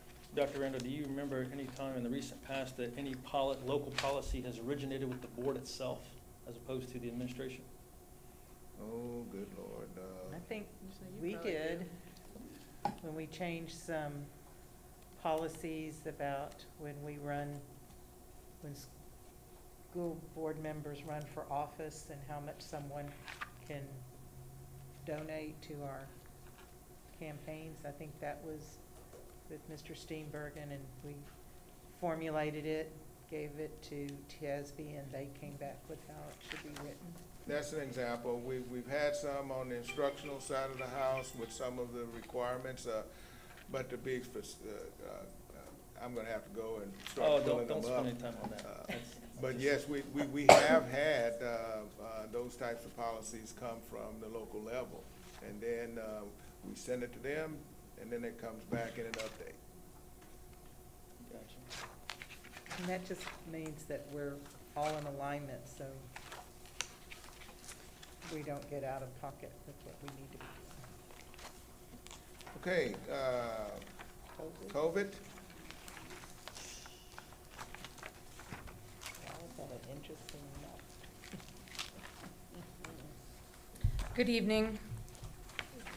I've got an update for you regarding athletic events that have taken place and where we are right now with our mitigation plan for those events.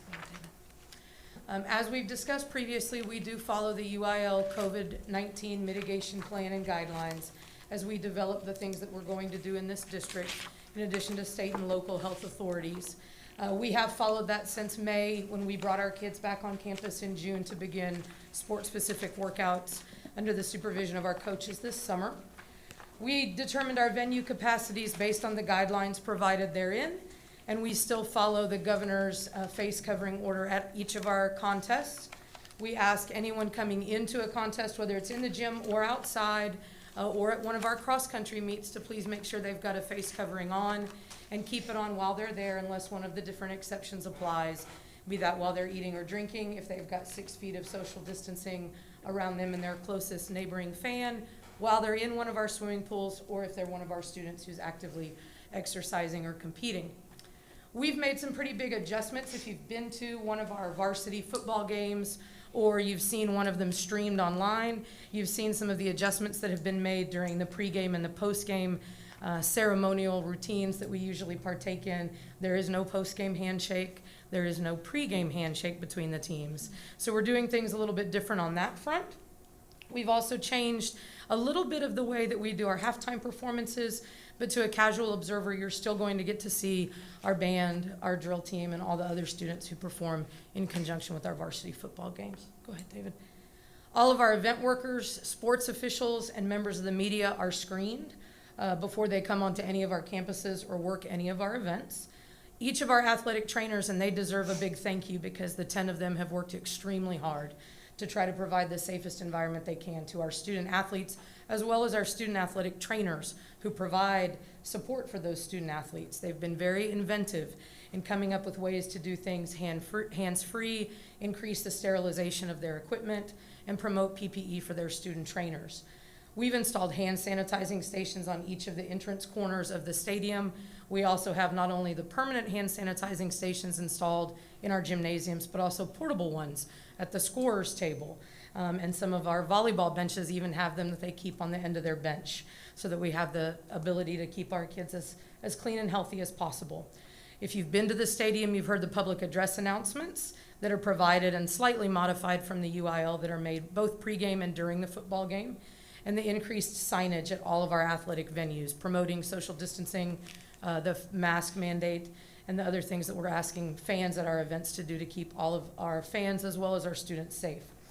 All of our regularly athletic scheduled programs started at the beginning of this school year. That's junior high and high school. And I will tell you, we are one of the very few multi-school districts in the greater Houston area that can say that. And I owe a big debt of gratitude to my staff, as well as the coaches in LCISD who have worked extremely hard to get them up and running, keep them up and running, make sure parents understand the different things that they're going to be asked to do this year. And I'm very, very proud of that. We were one of the first, probably 3 school districts in the Houston area to start junior high athletics. And I think that's a big testament to those folks. So I'm very thankful for them. Go ahead, David. We are using our online ticketing portal for varsity football tickets. We sell tickets starting on Sundays to our varsity football parents, then on Mondays to band, cheer, and drill parents. Each of them is allotted 2 as a participant parent. And then we open them up on Tuesday morning, any tickets which are remaining. We also open up tickets on the visitor side later in the week after that team has had the opportunity to buy all the tickets they want. At this point, the only games which we have sold out have been the games within our 2 teams. Anytime we've had an out-of-district team, we've had tickets available on game day. Our campuses are using the online ticketing platform as well to sell different things on their campuses to keep things cash-free and make it easier for parents, from National Honor Society dues to parking permits. So that's been an added benefit and something we've learned we could do, and a resource that's been made available. Go ahead, David. For sub-varsity football, and you're going to see some similar numbers between this chart and junior high football. Here you can see the number of athletes participating at each of our 5 schools at both the freshman and JV level, as well as our JV cheerleaders. Whichever team plays at home in a given week, the cheerleaders cheer at that event as well. So if it's the freshman team, the cheerleaders will cheer with them. If it's the JV team, the cheerleaders will cheer with them. So we use that number to figure out what our game count was going to be for both our home team and then an estimate with the average number of visiting team opponents. And this is where we came up with our capacity. For the first 3 weeks of the season, each football player at the sub-varsity level as well as JV cheerleader was guaranteed 1 ticket during their campus events in LCISD for the fan of their choosing. As of last week, with the update from Fort Bend County downgrading us to yellow, each of those participants now receives 2. That started this week at the sub-varsity level. We ask that they continue to sit with members of the same household with 6 feet between household groups. Go ahead, David. You'll see a very similar trend at the junior high level. These are our numbers of 7th and 8th grade football athletes as well as cheerleaders at each of our junior highs. 7th grade plays on Monday night, 8th grade plays on Tuesday night. The cheerleaders cheer at whichever game is on their home campus. We've got the estimated game count as well as what that game count will be with our average number at that grade level. We play our own teams. So we rotate amongst LCISD schools. So we had a pretty good idea of what our game count would be at each grade level at each school. And then you can see our different capacities. For the first 2 weeks of junior high football, high school football started a week earlier. For the first 2 weeks of junior high football, each of those participants received 1 ticket. With the upgrade to yellow last week, we also increased their ticket allotment to 2, as well as with the junior high cheerleaders on their campus. Junior high volleyball has finished their 5 weeks of round robin play within LCISD. The 7th grade B and 8th grade B teams played their playoff games on Monday, and the 7th grade A and 8th grade A teams will play their playoff games, their semifinal games on Thursday. For their regular season games, each of them received 1 ticket, guaranteed ahead of time. But for their playoff games, they will each receive 2. We've been able to focus those games and schedule them in our larger venues. And we also schedule them with more time between each game so that we could sweep the gym clear after the first game, sterilize everything, and then have the second group of fans and athletes come in before the second one. That's not something that was available to us at each campus each week. For the championship game, we will actually be playing those junior high championship games at 2 of our high school gymnasiums, which will afford us the opportunity to give them 4 tickets, those teams who qualify for the championship. High school volleyball. The way we've worked high school volleyball, our 2 DECs at both the 5A and the 6A level made a DEC policy as the year started that we would not be allowing fans from out of our school district. So if you are at a Lamar game, for example, Lamar Consolidated High School, and they are playing Fort Bend Kempner, no Fort Bend Kempner fans come to Lamar Consolidated High School to watch that volleyball game. Likewise, when we go play at Fort Bend Kempner, our Lamar Consolidated High School fans do not go to Fort Bend Kempner. It was an agreement made within our DEC voting bodies of those school districts that we play with, which include Angleton and Fort Bend ISD. So that allowed us to give all of the tickets in the gym to our home fans. If 2 Lamar Consolidated schools played each other, so Lamar played Terry, we split the tickets in half. And we asked the Terry fans to sit on one side and the Lamar fans to sit on the other. And that's allowed us to give tickets to those volleyball players and parents based on the ticket capacity for each game. The LCISD Natatorium, last week we hosted our first round of swim meets. Swimming presents a few unique challenges because of the way that the swimmers move around the deck during the swim meet. They don't have a designated space. It's a little bit like it's very much like a track meet. That as they get called for their meets, there's warm up and there's cool down and they're staging and they're moving around. And one of the goals that our aquatics team had was to try to keep teams separate. The UIL put out the mandate that there would be no invitationals this year until we got to the district and the regional and the state level. That's where we'll see our big multi-team meets. Right now, the biggest meet we can have is a dual or a tri-meet. We are hosting all of our meets at the LCISD Natatorium because it's the largest and it provides us the safest and the biggest space to use. So we came up with a plan for the first round of meets. We did not allow any participants' fans in. We do have a live streaming camera, and it is up and running at the natatorium. We've made it through one round of meets with 4 of our 5 schools. Our 5th one has a small meet next Monday.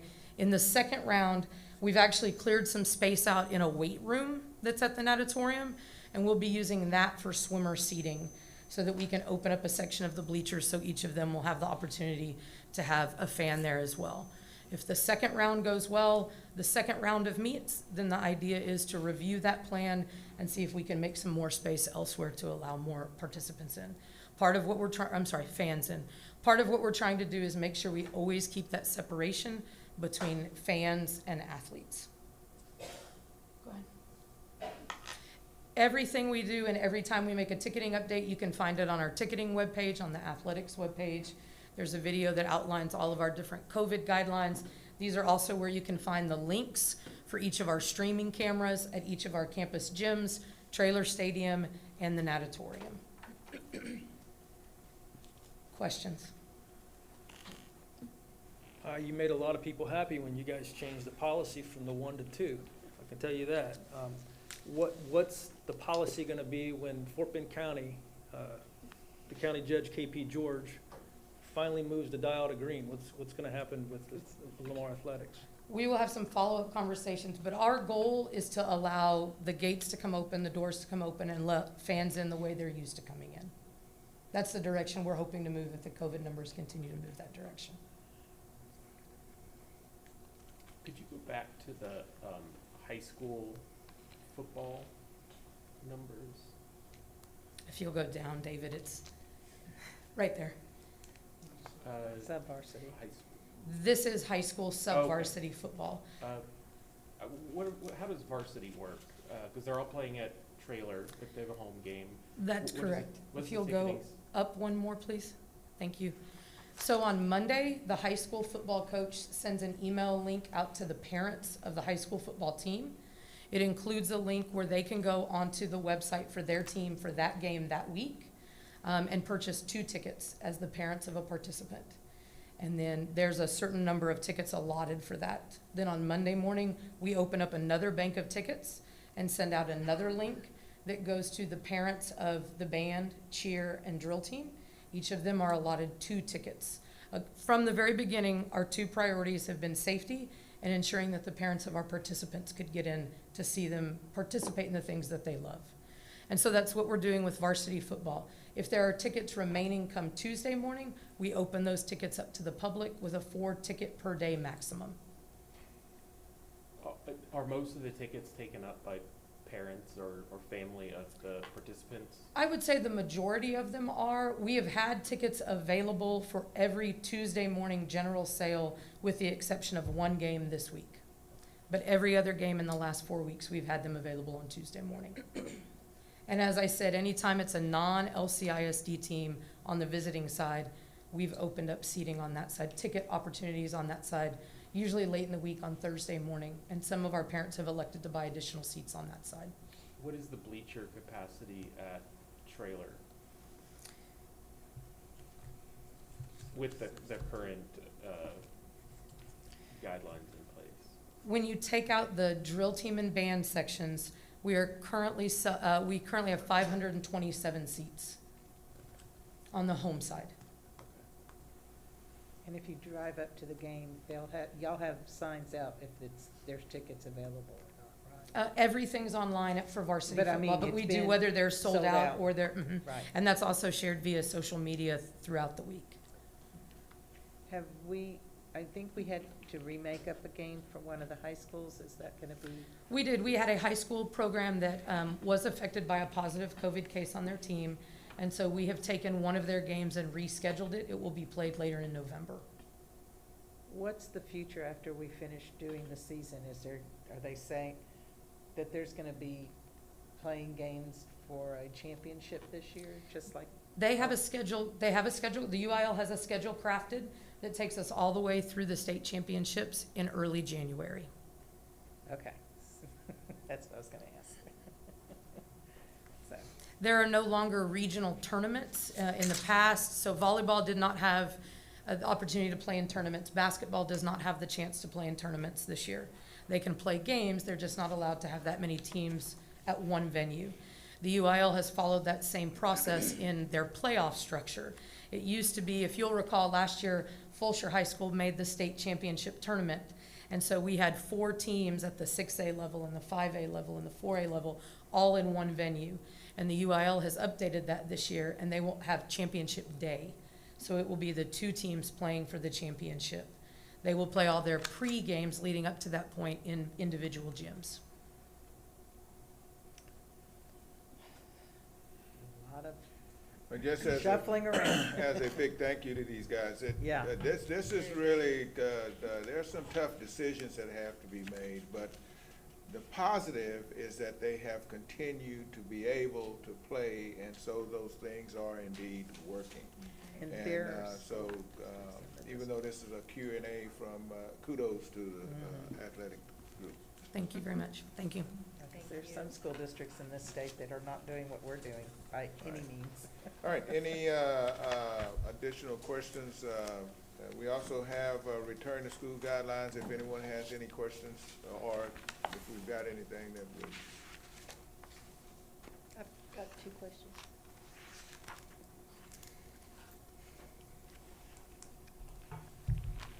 The students that are not going to be returning, Yes, they're ma'am. staying on virtual. Does that 9-week policy still apply to them, that if they choose that, they can't return until the 9 weeks? Yes. Okay. The after-school programs that we have on campuses, have any, well, I know some of them have opened. Is there any plans on trying to get that that participation going after the holidays? Are you asking if, you're The asking if after-school do we? programs that we have on the campuses with some of the local daycare centers. Mhm. They have it on the campus. Is there any kind of plans on seeing how those can be revitalized? That would be up to the early learning childhood centers. Do we have any programs that are up and running right now? I know there's And- 3, I believe. And because we have those programs up and running, it would be up to the providers if they want to expand those programs at the campuses. We're not Yes. saying no to the. So y'all haven't had any issues with the ones that did open? Not any that have, as far as any issues, no. Okay. We have not. I'm going at on, this as point, far no. as the kids, the safety and Mm-mm. the COVID thing, okay. And,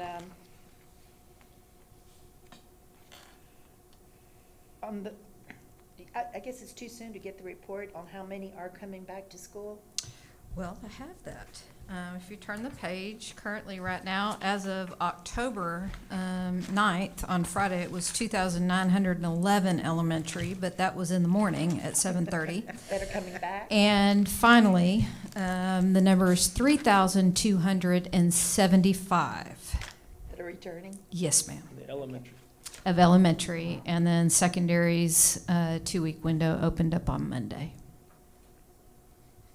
Is that kind of across the district, or are you seeing more in one area than another as far as elementary, or is that just kind of? I think that you have pockets. I can't say it's all the north side areas where we saw a lot of the higher numbers that were coming on campus. But I can say Arredondo, as of last week, had one of the highest returning rate as well. So it's kind of across the board. Okay, Yeah. that's better than filling up one school completely And how many went from virtual to, from on campus to on virtual? campus to virtual. I believe that was 18 to 19 still steady. Yeah, For That's some reason, it's not elementary? Yeah, that's for on- elementary. It's on page 263, Oh, is it?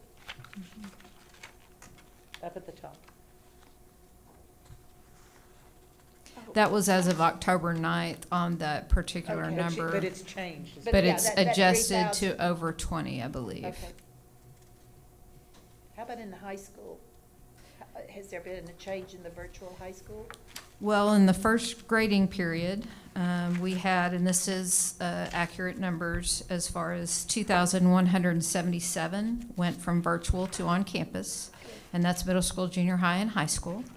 And then we had 313 choose to go from on campus to virtual. So we did see kind of an uptick of the number at the secondary level go in from the on campus to the virtual world. We're not seeing that right now at the elementary level. It's no surprise. Yeah. Yeah. Has there been a lot of, has there been many instances to where kids falling behind academically that were doing virtual the first 6 weeks were possibly convinced by district, the principal, the teachers, that they need to come back to campus? Did you guys, are you able Yes. to kind of? We're still working on that. Actually working with principals because we are concerned, again, as we're reviewing data of some of our kids that might not be as engaged as we would like them to. And so we're partnering with a lot of the principals and trying to support them in communicating with those parents.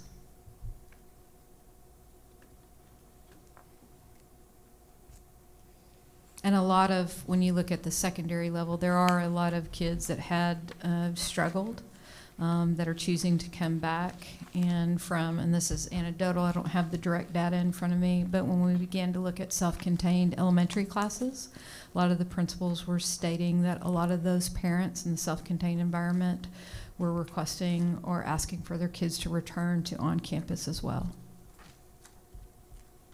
The amount of kids that can't return after the first 6 weeks, let's say junior high level, are we struggling with keeping class sizes down? I know, for example, in one of my daughter's classes, she's got pushing 30. Yeah. That just seems kind of touching on the extreme line considering the circumstances.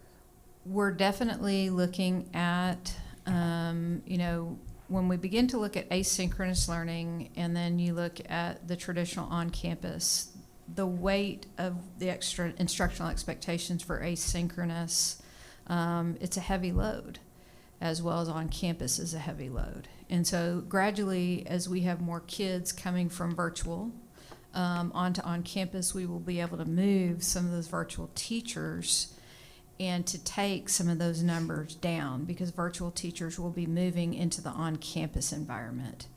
There are a lot of different schools currently right now that we have a majority of our kids, that are coming back to the on-campus environment. And we're having to, as we kind of said when we opened up school, that we were going to, work on the 6 feet of distance. And then we were going to be able to, as much as instructionally possible.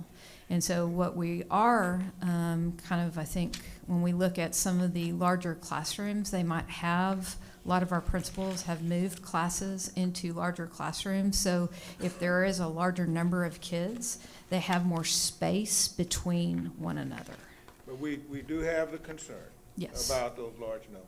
And one of the things that we're trying to do is to look at ways to, with dividers and other techniques, to try to make sure that we do the best we can to create a safe environment. But that is a concern that we are continuing to work on. Well, I mean, I understand these schools aren't really designed for this type of situation, so we have to work within our means. Okay, any questions regarding, can you believe we're getting ready to rezone another school? No.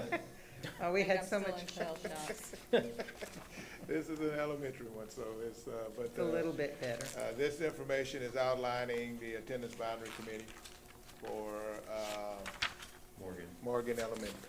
Are we still And on?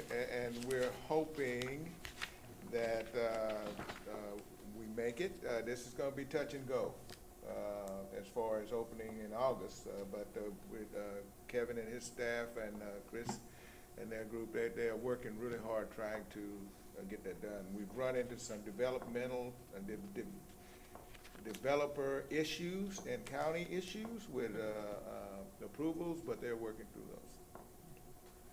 you'll give me an update for Thursday. Okay, thank you. Right now, the zoning attendance boundary committee is planning on meeting in person. As we're hoping. Do Yes. you want that changed to where they meet?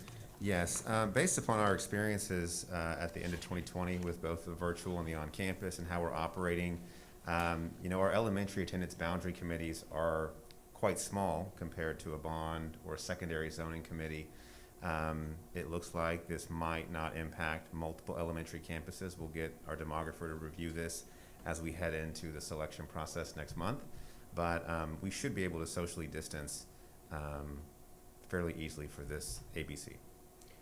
One thing that I think worked really well for Tamaron was that it was held at Lindsay Elementary, and you were able to have more room in the library there, and then it was also closer, so if folks wanted to participate or to just observe, they could. Would the administration consider maybe moving it to Huggins or Fulshire or something like that, so it's a little bit closer by where the school's gonna be and they can spread out a little bit? Yes, I think we'd be open to that. I know that we had this conversation for our zoning process last year, and we moved the process to Lindsay Elementary for Tamaron opening. I think just some of the things we worked through in that situation, it was one campus being impacted, so it was easy. All the parents were Lindsay. In this case, it will likely be all Huggins parents, but we'll double check if there's any other elementary campuses impacted. If so, we could certainly look at options that are in that area. Traditionally, we've had them here, but more often than not, any zoning process, including elementary, would have multiple campuses, and you're trying to find a neutral zone, so to speak, or location, but we can look at that as well. Thank you. Okay, Dr. Rockwood can stay up there, and he has a quick update on the master plan principles. Okay. Okay, one of the things that's included in our district improvement plan is a comprehensive review of our master plan principles. And so as a refresher, our master plan principles outline the district's concepts and the visions for our campuses. Currently, when you look at our master plan principles, looking specifically at our facilities, we want to maximize enrollment at all of our campuses. Elementary schools, 750 students. Our middle schools, or 6th grade campuses, 750 students. Our junior high schools, or 7th and 8th grade campuses, at 1,400 students, and our high schools at 2,000 students. I also want to talk a little bit about the 6th grade concept history in Lamar CISD. So the 6th grade concept has been a part of the Lamar CISD intermittently since 1969. Since 1988, LCISD has consistently utilized 6th grade only middle schools for our students. And if you look here, it kind of shows this was a historical document we found outlining the history of our 6th grade concept.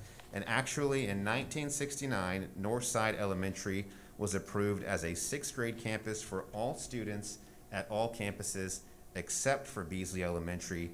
And then between the 60s and the early to mid 80s, there were a lot of different configurations for our 6th grade campuses. In 1979, Huggins was actually a K-6 campus. In the early 80s, Lamar Junior High and George Junior High were a 6th, 7th, and 8th grade campus. Beasley and Huggins were both K-6 around 1985. Jackson, Crockett, Ray, and Meyer had been 4th through 6th grade campuses. So a lot of shuffling between the 60s and the 80s. But in 1988, both Jackson and Crockett became 6th grade only campuses in Lamar CISD and remained that way through 1997 when Navarro and Wessendorf became the 6th grade campuses. So 6th grade only campuses have remained constant in Lamar CISD for 32 straight years. However, the master plan principles were not created by the school board until 1994. Over the last 26 years, the master plan principles have remained almost unchanged, which we'll look at here. There was a community plan for schools in 1994 prior to the 1994 bond package, and more than 4 years of study and recommendations by LCISD parents, staff members, community members went into the formation of that bond package, and that process actually included building walkthroughs, parent surveys, and community meetings in the 90s. And the result was a plan that addressed the facility needs, but also the related issues such as standardizing our grade configurations for elementary schools. It also established our concept and philosophy of 2 middle school, junior high, high school complexes to share our resources more effectively. Obviously, that was Lamar and Terry. In June of 1994, the board then approved the very first master plan principles in Lamar CISD, which you can see there and in your handouts. In 2003, the master plan principles were reviewed as a result of the rapid and projected growth that was occurring in Lamar CISD. So the school board at that time brought forward recommendations to adjust the junior high grade configuration back to 6, 7, 8 from earlier in between the 60s and the 80s, and to increase the capacity of our high schools to 2,300 students. So they created a public notice seeking public input, which was shared with all Lamar CISD parents regarding the proposed changes. They actually had a public input meeting at Herndon Auditorium seeking input from all parents in the district. However, following that community input, the board did not move forward with recommendations to adjust the campus enrollments due to a lack of community support at that time. However, at that time in March of 2003, the board did make minor adjustments to the master plan principles. And if you really look at the adjustments, what they did is they moved the 1994 numbers 1 and 2 down to 2 and 3. So they just kind of swapped them around to make sure that the master plan principles start with the campus enrollment numbers. They also added middle schools in there, even though in 1994 they had been utilizing that 6th grade concept since the 80s. They just wanted to actually add middle school in there. So really adding middle school and the capacity of 750 and reshuffling the master plan principles around. So essentially unchanged at that time, but reworded a little bit. And since 2003, the LCISD school board has reviewed the master plan principles at a regular board meeting prior to every Citizens Bond Advisory Committee process and a publicly called bond election.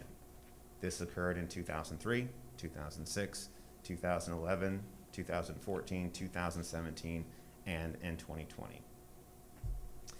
So in review, the district has consistently received positive feedback for our master plan principles, which align with our philosophy that smaller campuses lead to more opportunities and greater participation for our students. And I can certainly speak a little bit to the history if there are any comments. Otherwise, the board can discuss. And weren't these also discussed during all our 10 meetings for our strategic plan? Seems like to me the principles were brought up at almost every one of those public meetings. Well, we constantly look at our master plan principles that guide our discussions and our decisions. And in the strategic plan, one of the things that they looked at was to ensure that community feel and the neighborhood school concept. A lot of feedback in the strategic plan was around what we're doing with our campus sizes, but ultimately the master plan principles and what we do with our campuses is a board decision, and it would go back to the board for any adjustments. But I just trying to remember that I know there was feedback, I believe, during that time. Yes, ma'am. That we did get some information from the parents. I think it was mostly on the 6th grade campuses and the size of the schools. When was that? So the strategic planning process was what occurred in 2018. And so right before this iteration of the school board, we approved the Lamar CISD strategic plan. And that's really what we're looking at. We talked about the DIP earlier, or the district improvement plan. And so we're in year 2 of that process. And so if you look back at the strategic plan, it had a survey process and several community meetings, 2 at every single color track, and it had 18,000 parent participants that looked at the guiding principles. So when we look at the district improvement plan and the board approves that or looks to approve it on Thursday, those priorities are all based on that community process a couple of years ago in 2018. And what Ms. Danziger is referencing, during those meetings, these types of conversations came up, and there was feedback back that was very pro to keeping the schools the same size that they are now. And on 6th grade campus, they were positive about. What they did, if I can expand it, at each meeting, the people that were running the meeting would ask different groups of coming up with what they felt like were areas that they would like to see the district go, what we were doing well, and what we needed to improve on. And I went to several of them, and I know Ms. Kaminsky did too, and that was one thing that definitely came up. But I think that information is somewhere and there were 10 meetings. And there were other things that were brought up too. And remind me again, were they only parents part of that committee? Or were there community members and senior citizens? Anyone that, not connected to the school district? So what we did is we had 10 community meetings, 2 in each color track, and then we had a district-wide survey for community, parent, and students. Then after that process, we took all that feedback and we brought it to, I believe, a 32-member committee. And that did have a cross-section of individuals. Trustees were able to select individuals, so we had community representatives who were not parents in the district, but were obviously taxpayers, parents and students, who then took all of that feedback from the 18,000 survey submissions and all of the 10 meetings, and they created the strategic plan and basically took all of the input and focused it. but anybody could be at those meetings, is what you're asking. So, Yes, they're all open meetings and promoted online. so in 2018, if I understand this right, although it was not necessarily about the master plan principles, those were basically reviewed, creating the strategic plan for the district. Yes, sir. Would that be accurate to say? Yes, sir. So that the taxpayer base of Lamar has spoken into this since 2003, and that was in 2018. Yes, in 2018, there was a comprehensive review on, focus on talent, the opportunities for our students in an evolving world, and there was a lot of conversation around maintaining the neighborhood school concept, and a lot of positive support about preserving our culture in Lamar CISD at that time. Well, I think the confusion for me, and I've said this many times, is that we keep using that date of 2003. We need to update the date. That's what I said. We need to, let's make a motion to do that or something. There's a couple of things we could do. We could remove the date from the document because they are the master plan principles. We will continue, as is our process, to bring it before the board before every bond election process, or it can be reaffirmed. But I didn't know if Dr. Randall had a comment. No. I was just sitting there thinking that it was a really bright superintendent that decided to create some efficiency in 2003 in making recommendations that we add 6th grade to 6, 7, and 8. And the community let that superintendent know that that is not what they wanted to do. And I think we've had, since then, another survey that you wanted to change the times or change the size. I remember And that one The one thing that I would add is that, Dr. Randall and myself and other cabinet members, principals, get an opportunity to speak in the community often. And this is absolutely anecdotal, but we often hear that people really like the size of our campuses as compared to the very large high schools in neighboring districts. Doesn't mean that one is necessarily better than the other, but from a philosophical point of view, we have more opportunities for our kids to participate in things where they can do both cheer and band, or football and band, and all the various different things that occur. And I think when you look at a history of the master plan principles, and then even going back as recently as 2018 to get feedback from our community, we have not received any input that says that we need to make any adjustments at this time. Okay, no problem. Well, all right, this is the workshop, and somebody correct me if I'm out of order. We need to drop the year, and we need to put a little footnote at the bottom and just call it master plan principles and say, passed originally in 1994, reaffirmed in 2003, and all these other dates. I think that would be more accurate, and it would communicate easily to the public. And we can do that because it doesn't change the board approved master plan principles, and we could do that as soon as this evening. Yeah, I think a little asterisk or something at the bottom that just kind of lets people know Kind of what I've been that. saying all along. Can we just say that we do review it, because it's something we do talk about, we just not found the necessity to change the principle. And many of the times that I've asked about this in this room, I've not heard about the 2018 meetings, which is crucial to, kind of takes the wind out of my sail on this whole thing. Because I was going to say, let's convene the public and let's get some input on this thing, but it sounds like it was just done 2 years ago. Yes, sir. That was part of that audit that generated the strategic plan, that generated this document, that generated their. Gotcha. And Madam Chairman, those are all of the information items, and I think you were gonna ask about public. Yes, sorry, we inadvertently passed this up, but, Dr. Randall, Dr. Rockwood, is there any public comments? There is not. There is none. I think he would have stopped us if there was, because I almost said something. Okay. We already did information. Do we have closed session? We did not tonight. Okay, then I guess if we have no further business, the meeting is adjourned. It is 8:39.